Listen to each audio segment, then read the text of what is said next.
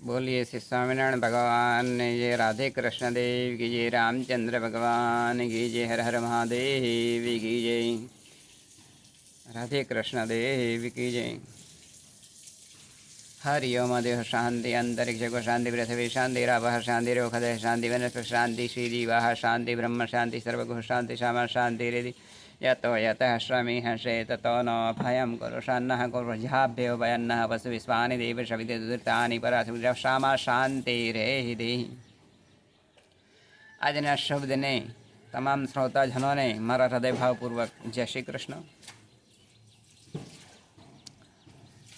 કોનું ખાવું અને કેવું અન્ન આપણા પેટની અંદર જાય તો એવો જ એ વિચાર આવતો હોય છે। એક નગરની અંદર એક મહાત્માજી રહેતા હતા। એ મહાત્માજી પોતે મંદિરની અંદર રહેતા હતા અને સેવા પૂજા અને અર્ચના કરતા હતા। એ નગરની અંદર કેટલાક શ્રીમંતો રહેતા હતા અને કેટલાક ગરીબ માણસો પણ રહેતા હતા। એટલે જ્યારે શ્રાવણ માસ આવે એટલે બધા એ જે મહાત્માજી હતા એમને જમવા માટે બોલાવે।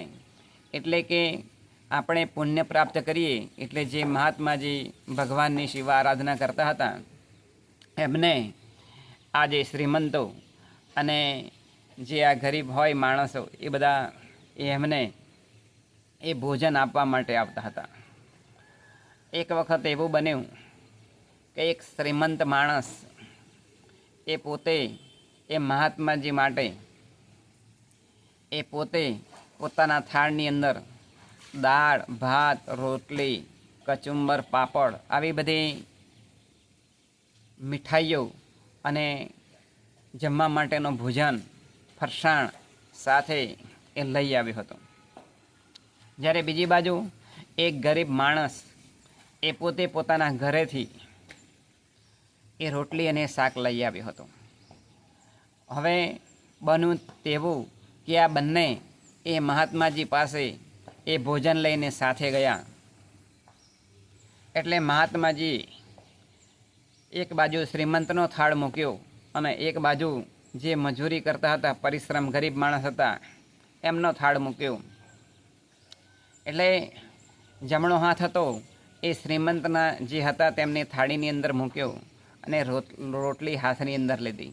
જ્યારે જે ડાબો હાથ હતો મહાત્માજીનો એ જે પેલા ગરીબ માણસ એ જે રોટલી અને શાક બનાવી લાવ્યા હતા એ રોટલીની અંદર હાથ મૂક્યો અને બંને રોટલી એ બંને હાથ વડે એમણે પકડી અને પછી દબાવી જોઈ કે આ બંને રોટલીની અંદરથી કઈ રોટલી પોચી છે। આમ કરી અને મહાત્માજીએ બંને હાથની અંદર રોટલી લઈ અને આમ દબાવી તો જે શ્રીમંતની જે રોટલી હતી એની અંદરથી લોહીનો ટીપો પડવા માંડ્યો। જ્યારે જે ગરીબ માણસ હતો કે જે બિચારો પરિશ્રમ કરી અને કમાતો હતો એની રોટલીની અંદરથી દૂધની ધારા થઈ।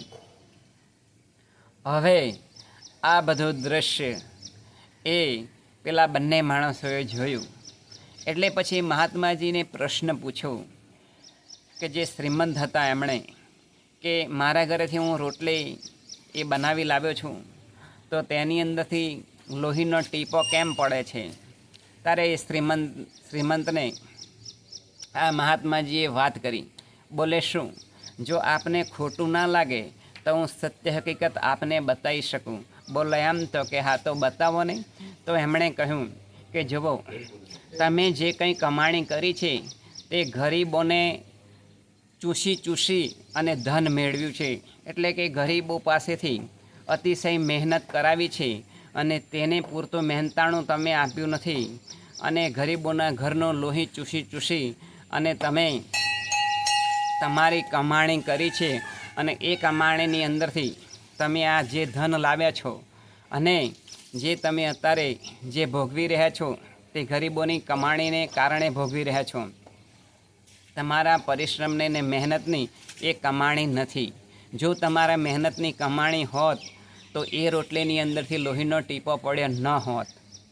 જ્યારે ગરીબને વાત કરી એટલે ગરીબ માણસે કહ્યું કે તું ખૂબ મહેનતુ છે, તું ખૂબ પ્રામાણિકતાથી જીવે છે, તે કોઈનું પણ એ મહેનત વગર તે લીધું નથી કે ખાધું નથી, એટલે તારી રોટલીની અંદરથી એ દૂધની ધારા એ થઈ છે.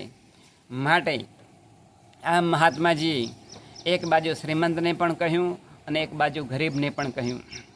એટલે આ મૂળ દૃષ્ટાંત દ્વારા મૂળ સિદ્ધાંત સમજવાનો છે કે જ્યારે આપણે કોઈનું લેતા હોઈએ તો આપણે મફત એ લેવું જોઈએ નહીં. જો ગરીબોનું કે મફતનું લેવામાં આવે તો એ આપણને જીવનની અંદર કર્મથી એ બંધાઈ જાય છે અને કર્મનું બંધન થયા પછી એનું લેણદેણ એ આપણા જીવનની અંદર એ શરૂ થતું હોય છે. માટે કોઈ પણ જીવાત્મા રૂપે આપણે આવી અને એ સામા વ્યક્તિનું આપણે પૂરું કરવું પડે. માટે આપણે કોઈનું પણ એ જ્યારે એ મફતનું મળતું હોય તો તેવી ભાવના એ રાખવી ન જોઈએ.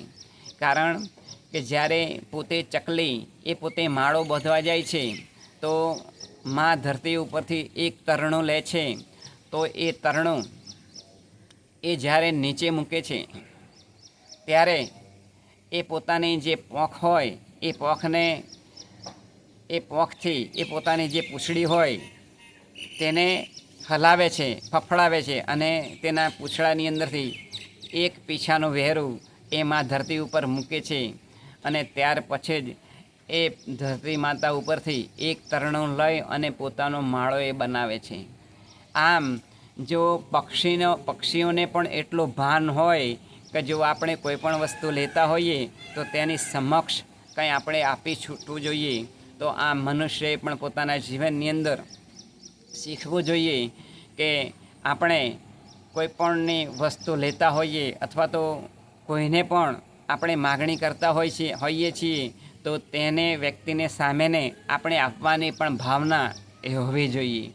માટે જ્યારે પણ આપણે કોઈની પાસેથી અન્ન લેતા હોય, રૂપિયા લેતા હોય અથવા તો કોઈ પણ બાબતની ચીજ આપણા જીવન વ્યવહાર માટે જો વાપરવા લેતા હોય તો તેવા સમયે પણ આપણે એવી ભાવના રાખવી જોઈએ કે હું આ જે બદલો છે તે હું મારા જીવનની અંદર સામે વ્યક્તિ પાસેથી જે કંઈ વસ્તુ લીધી હોય જીવન માટે, આપણા વ્યવહાર માટે, તો એને બદલો ચૂકવવાની ભાવના એ આપણા જીવનની અંદર હોવી જોઈએ. તો એ આપણા જીવનની અંદર કર્મનું બંધન થતું નથી.